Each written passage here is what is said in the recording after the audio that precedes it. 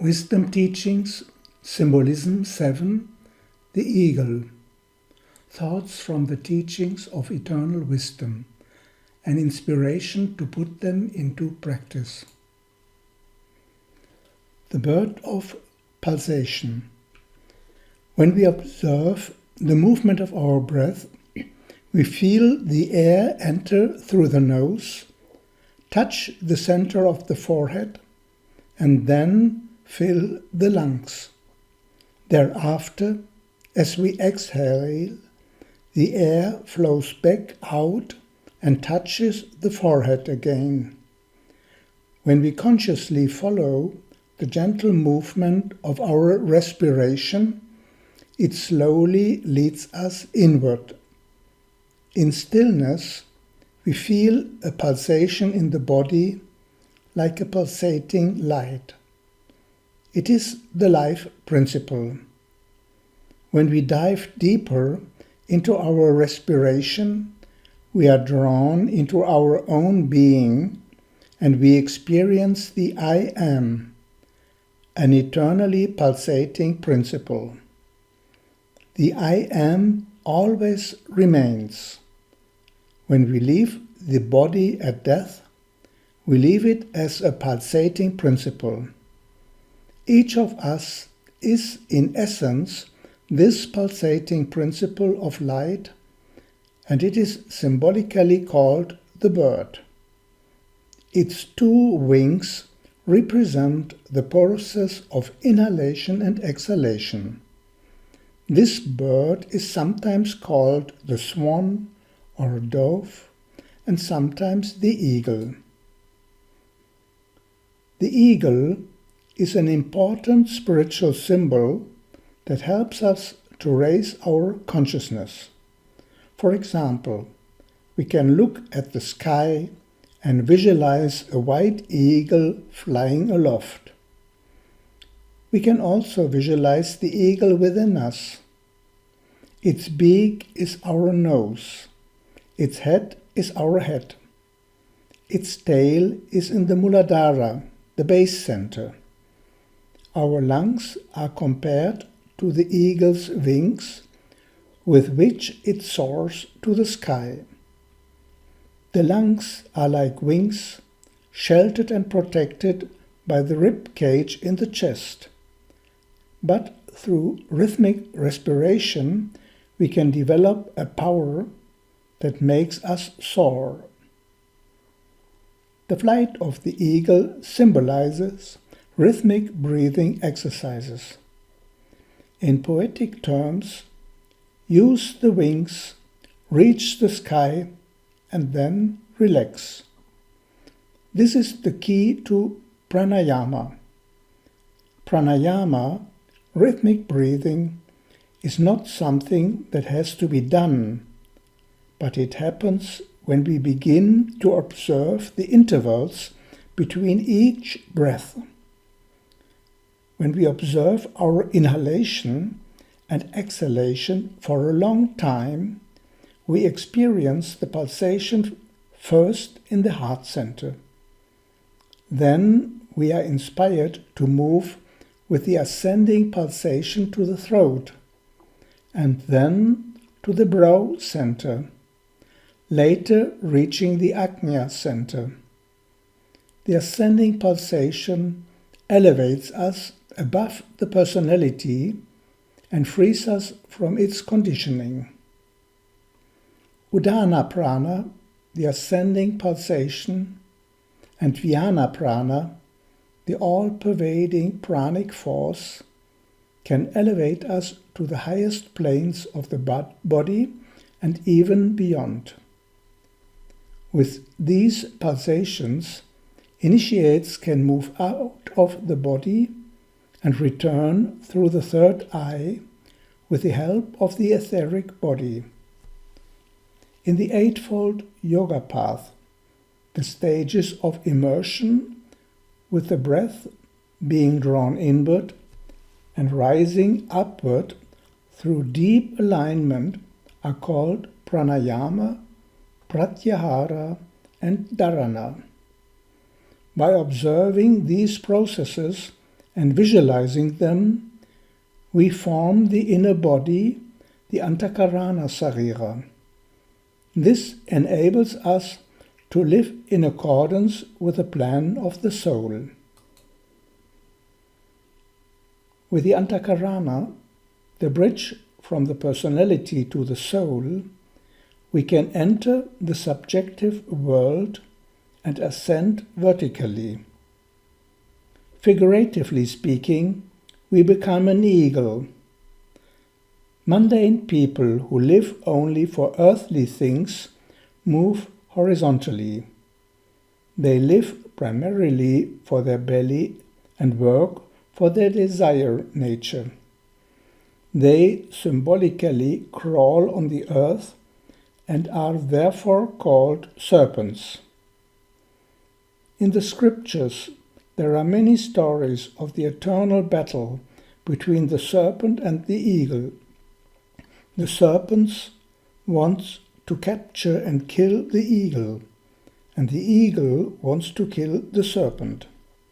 The serpent and the eagle are the great symbols of Scorpio and its opposite sign, Taurus. The serpent refers to the consciousness that goes into the abysses of the lower planes. The life impulse falls into the sex polarity of the lower pole. The sex instinct was given by nature to procreate, to prepare bodies and preserve the species.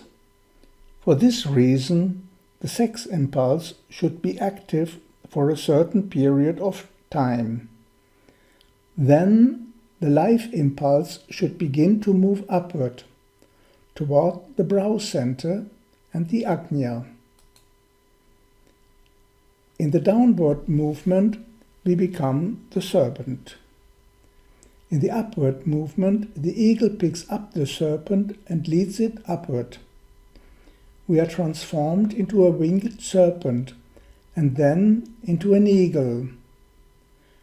When the personality is transformed, the energy of Kundalini rises up through the spine to the head as a winged serpent. At the end of Scorpio and the beginning of Sagittarius, there is a constellation called Aquila, the eagle, which is called Mula in Sanskrit. There, the birth of the eagle takes place, which then rises and soars. Capricorn is seen as the beginning of the rise, the taking off of the eagle. Those who have a subtle vision see the beginning already in Sagittarius, for where the spirit touches the ground, there the ascent begins again. In the cycle of the day, Sagittarius corresponds to the 2 hours before sunrise. Capricorn is the dawn. The eagle is a symbol of the sun on the northern upward path. The eagle rises and stands high in the sky in Aries. Another dimension of the eagle is its keen eye. It soars higher than other birds, but with its great eyesight, it can spot its prey far below. The eagle gives us the message that the higher we rise in consciousness, the sharper we can see and handle things better. Even when we develop great heights of spiritual achievement, we should not neglect worldly things. We need keen observation and a discrimination to enter an ashram, a subtle spiritual center. Only when we can perceive reality accurately, we develop the necessary understanding so that sublime wisdom can be given to us. In the East, the king of eagles is called Garuda or Suparna. Suparna means the ever-unfolding one with the good wings. Garuda is the mount of Lord Vishnu, the Lord of permeation.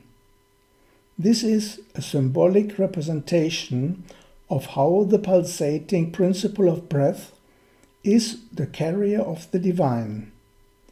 Its initiate is considered an eagle, into which the sun enters and makes its abode. The seed sound of the great eagle is chim. This sound also brings the impact of the incoming seventh ray and helps to usher in the new era, the new world order. It is recommended to invoke the sound chim every Friday to ward off the evils of the present pandemic. There is a great seer named Kashyapa. He is the father of Garuda. Kashyapa means the onlooking one, the all-seeing eye. He is the cosmic principle who oversees the whole universe with his eye. His work is to oversee the creation and the activities of all beings. Kashyapa is also often described as the great architect of the universe. He is a form of the Creator and is considered the father of many beings, including serpents and eagles. In us, Kashyapa, the all-seeing eye, is located in the Sahasrara, the crown chakra. It is said that the eagle, the pulsation, can take us to the higher circles, even to the seventh heaven, which is the Sahasrara. Contemplation on this ascension takes us from the Muladhara to the Sahasrara. When the consciousness rises to the Ajna center, we have reached the Atmic plane, where the personality is connected with the soul. Then the eagle rises us still further to the Sahasrara. There we receive the energy of the universal soul, and our personality is now ready to fulfill the divine purpose. Our body is like a garment.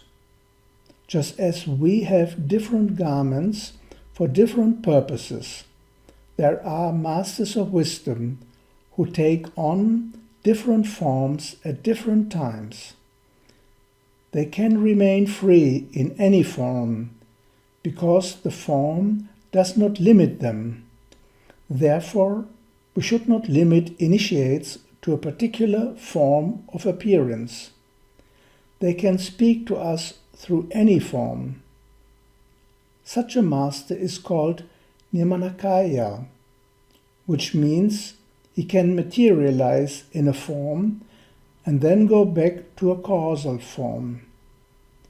In mythologies, we find heroes who can change their forms based on their will. Today this looks like a fiction, but in former ages is what quite normal. There are great beings who have completely freed themselves from the bonds of matter on every plane. They even dissolve the golden and diamond form and unite with Brahman. This is then called Nirvana. Often initiates take on animal forms in order to do their work unrecognized. There are many sages who are in the form of nagas, that is, cobras, and they live in the subterranean plains.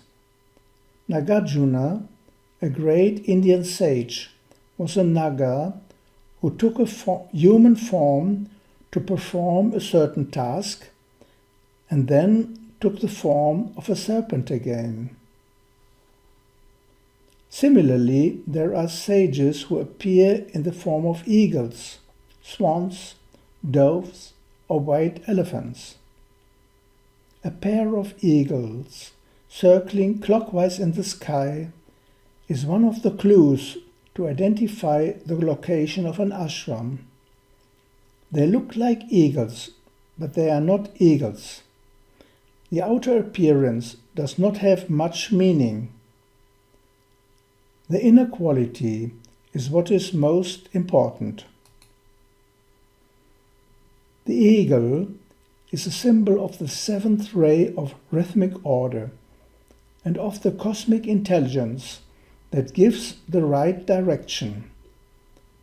This work is done on earth through the dynasty of Maharishi Kratu, from which also came the great sage Vishwamitra, who gave us the Gayatri mantra, and also Saint Germain, the master of the violet flame.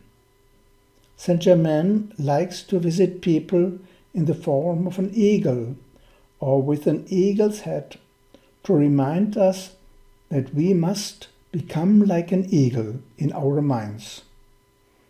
The symbol or image of an eagle can give us the gentle touch of the Master. A warm thank you to all who made this presentation possible.